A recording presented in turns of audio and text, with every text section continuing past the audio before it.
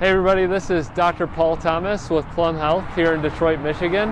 And today we're going to do a walking tour of Corktown, show you some of the historic sites here in our neighborhood where our office is at, and also just demonstrate that you don't need to go to a park to have a great walk in the city. So follow me. So since our last episode, I've actually upgraded a little bit, and I got this lavalier mic, and so we're going to test this out and see how it does. Because I'm in a little bit more densely populated area, I'm going to try to wear my mask the entire time that we do this, just to help prevent the spread of coronavirus. And I thank you for joining me on this walk. Right now where we're walking is the site of the old Tiger Stadium. So we're at Michigan and Trumbull. This is Michigan Avenue right on my right side, and we're coming up to Trumbull. We're about to cross Trumbull. The Detroit Tigers played here at Tiger Stadium up until 1999, and the building was demolished, I believe, in 2006. It sat empty for about a decade, and then it was built into this mixed-use residential area, and it's now got apartments on the second, third, and fourth floor, and then businesses on the ground floor. We're currently on the ground floor with Plum Health. There's Build Institute, our neighbors. It looks like Chase Bank is going to come in as well. But one of the things that makes Corktown really special is the neighborhood and the small independent businesses like Good Stuff Corktown, a great place to get food, wine, groceries. There's Brightly Twisted up here on our left. They make apparel, tie-dye apparel, thus Brightly Twisted. Another favorite shop is George Gregory. George Gregory is a men's boutique. Yeah, here's George Gregory, here's Brightly Twisted. All of these are independently owned by local people who are invested in the community, who really support the community. A lot of friends and neighbors have started these businesses and are creating a lot of value for Corktown. Ottava Via, beautiful Italian restaurant.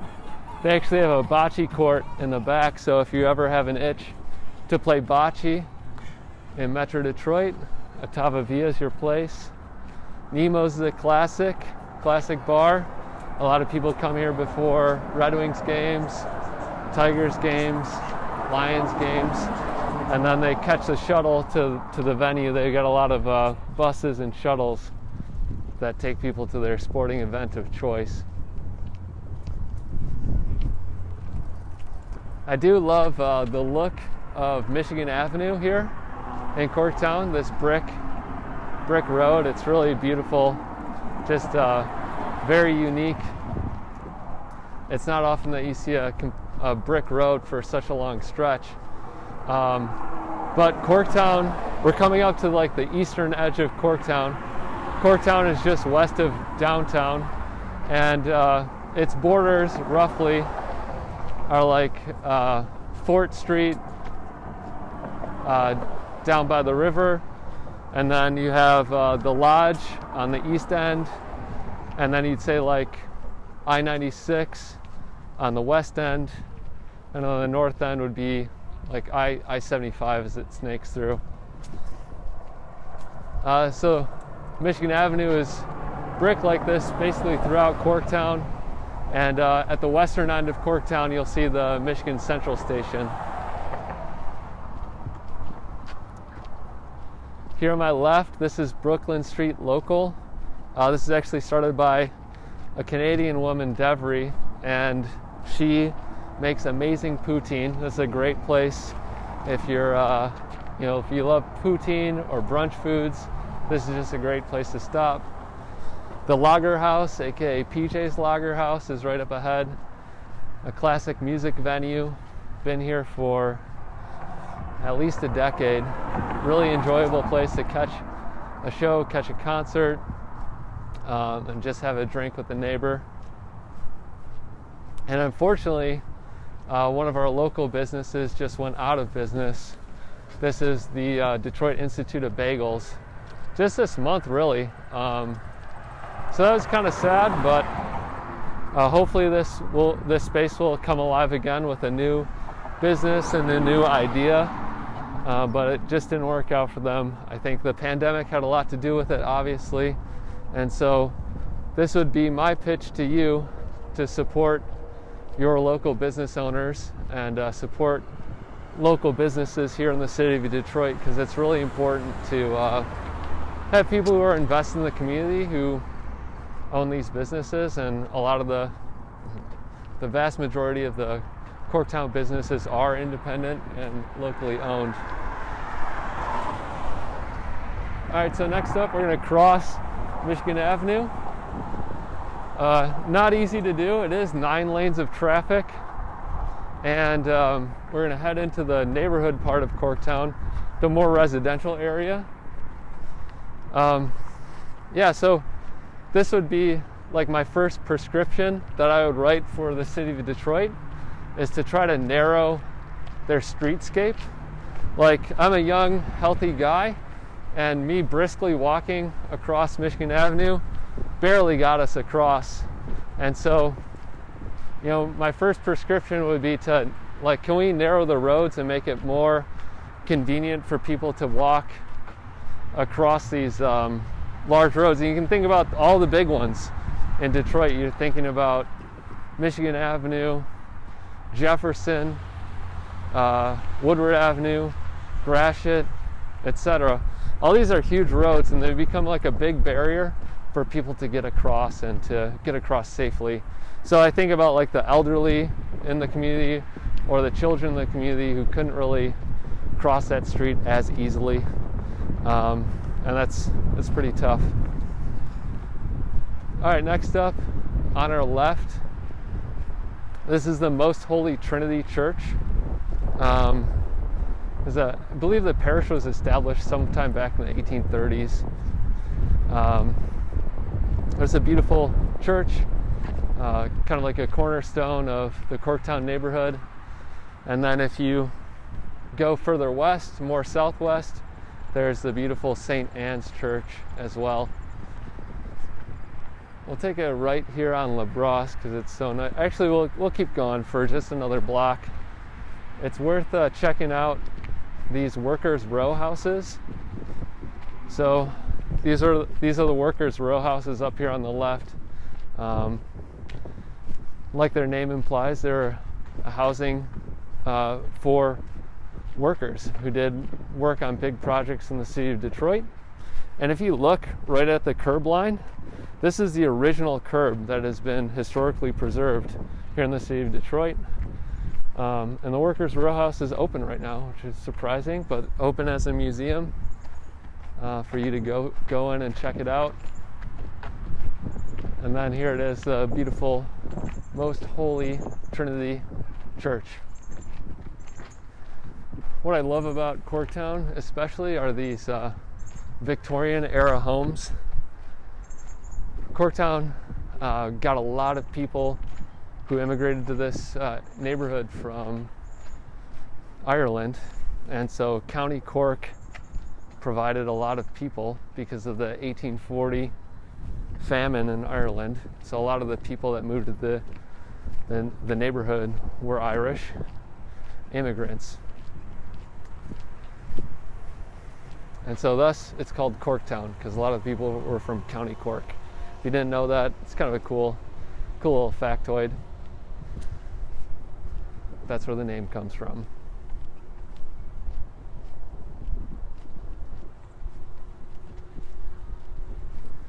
Another prescription I'd make for the city of Detroit is just to do something with all these parking lots. There's just so many parking lots, and it really destroys like the integrity of the neighborhood, in my opinion, because it'd be nice to have a park like this, or housing, or there's a school back there that we just passed on the other side of the street as well, but instead we just have a lot of parking lots between where we're at right now on Porter Street and Fort Street.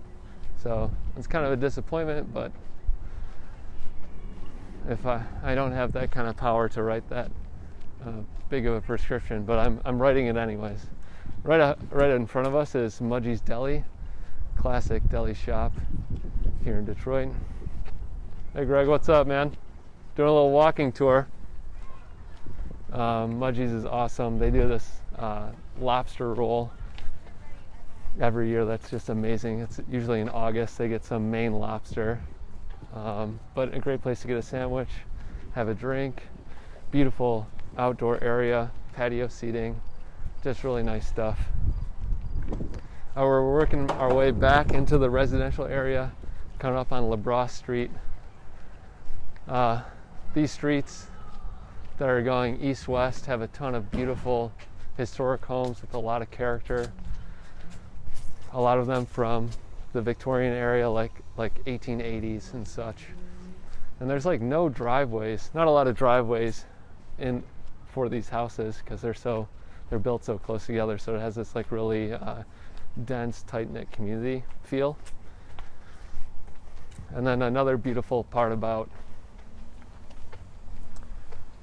this neighborhood is just the number of trees, and it is October, so we're getting a lot of nice color change. Really beautiful day, really beautiful neighborhood.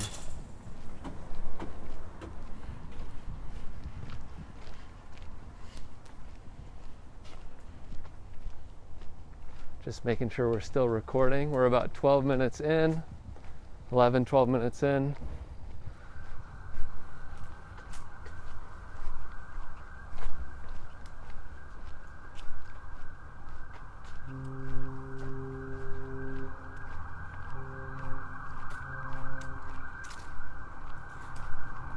This is our second video that we're making of a walking tour here in Detroit. Virtual walking tour with the doctor. This is Dr. Paul Thomas, family physician with Plum Health.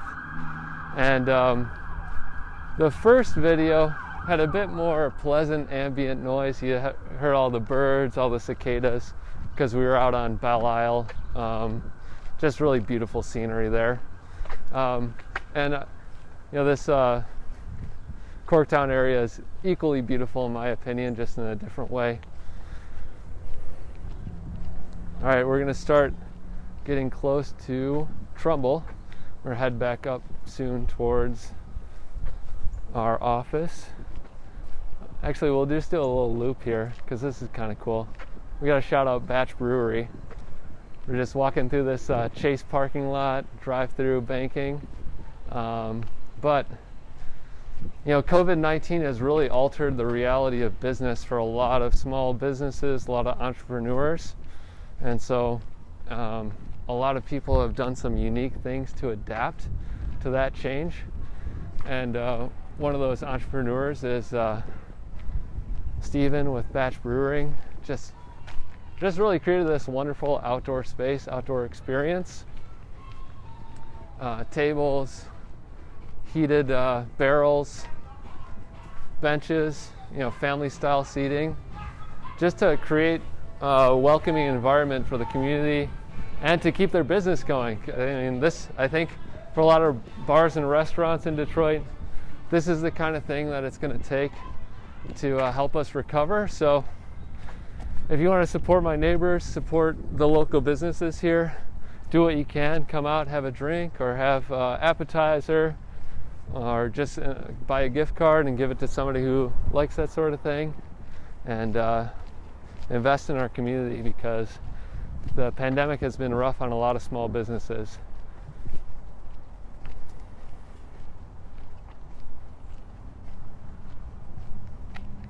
Thanks for taking that detour with me. Pavement's a little bit uneven around here. We got some trees in the way. Sorry about that, folks. On our left is Trumbull Porter Hotel. Sorry, I said Porter, funny. Trumbull Porter Hotel. I'm trying to think of the restaurant in there is called Red Dun, or like Red Dun Kitchen. Nice, kind of swanky. And then on our left as well is the Savage Park, Dean Savage Park. All right, gotta wait for the cars here in this town. one of my frustrations about Detroit is that the pedestrian right-of-way is often ignored, but you gotta take that with a grain of salt and keep moving.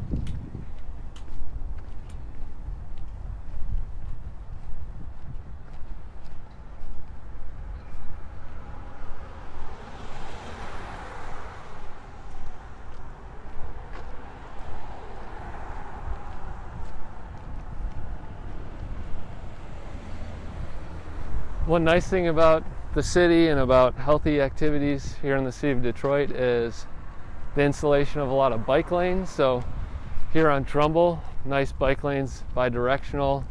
This used to be a 5-lane street, and now it's essentially 3 lanes of traffic. You have one going each direction and a turn lane. So this is a way to reduce the width of the street. It'd be nicer still if they were able to install some like pedestrian bump outs, like extending these sidewalks further into the street to make it easier for pedestrians to cross, and safer as well. And then just slowing the speeds down for the traffic, because these high traffic speeds makes it difficult for people to cross the street and discourages people from being active.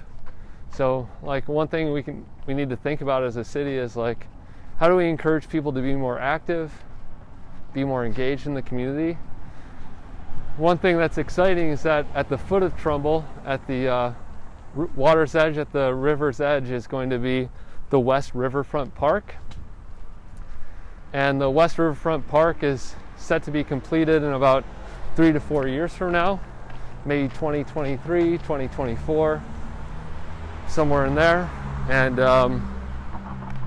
it's like, how do we get people safely from other neighborhoods like Core City, like North Corktown, like areas west of Midtown, etc., safely down to the riverfront to enjoy that amenity. And that's, these are the challenges that I think about. It's how people have access to things that can keep them healthy, like nice parks, bike trails, walking trails, etc. All right, as we cross the street here, we're crossing over Bagley. This beautiful building is home to about 5 different businesses. The Bearded Lady, haircuts and such. And we have Folk. Great place to have breakfast, brunch, lunch, cup of coffee. Mama Coo's Boutique, Mink. And then upstairs there is Metaphysica Wellness Center. They do a lot of massage, sauna, kind of restorative treatments like that. What's interesting is I believe all 5 of those businesses are women-owned. So if you're looking to support female businesses, women-owned businesses, that's a great corner. Trumbull, Bagley and Trumbull, and then to our right we passed Lady of the House. Hey, big guy. How's it going?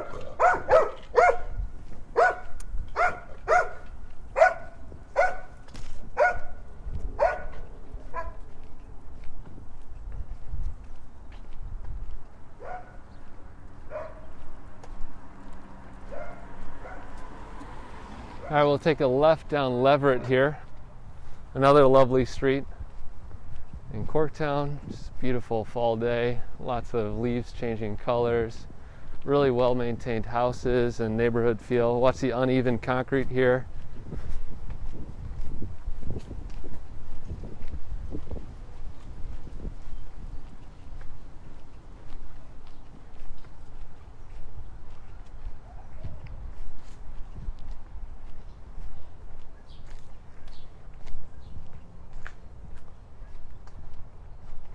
All right, it looks like there's a family up here, so we're just going to cross over so we can maintain our physical distance, keep the COVID cases to a minimum.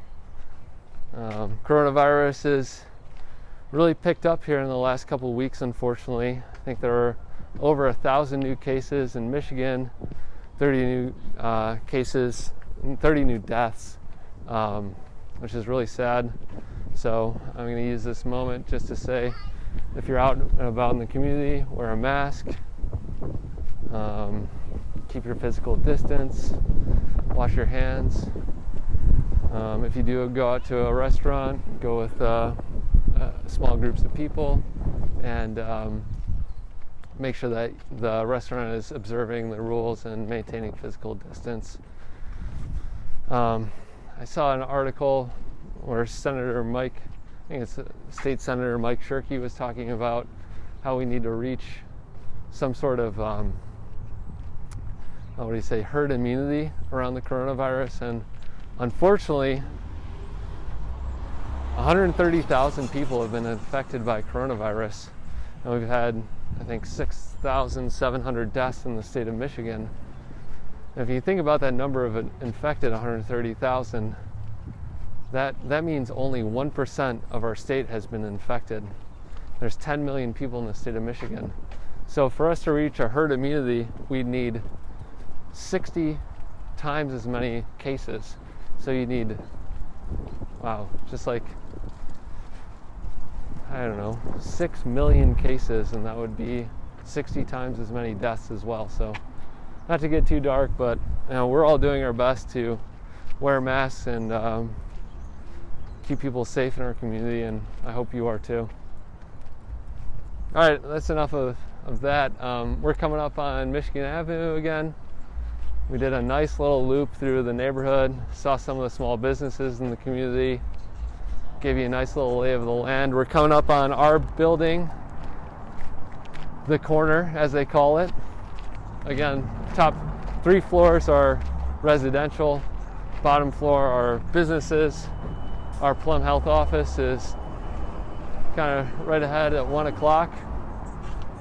And then the old Tiger Stadium is just behind our building. So if you ever wanted to go to the ballpark, you can go to this building that's called the Police Athletic League and go there.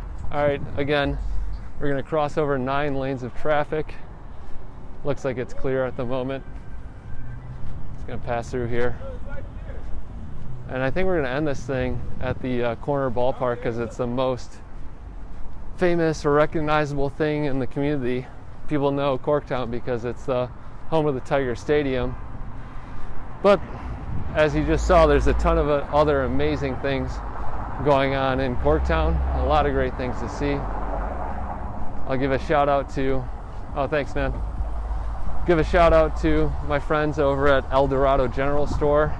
They've got a lot of like housing wares and clothing that you can pick up over there. And then off on the left, you can see the old train station, recently purchased by Ford Motor Company. And then we'll just take a couple steps inside here and show people the corner ballpark and show people what's up with corner ballpark. How's it going? Good. Thank you so much. Yeah, this is the corner ballpark. Beautiful place to end. Thank you so much for watching today. Dr. Paul Thomas with Plum Health. I hope you really enjoyed this walk, and stay safe and healthy out there.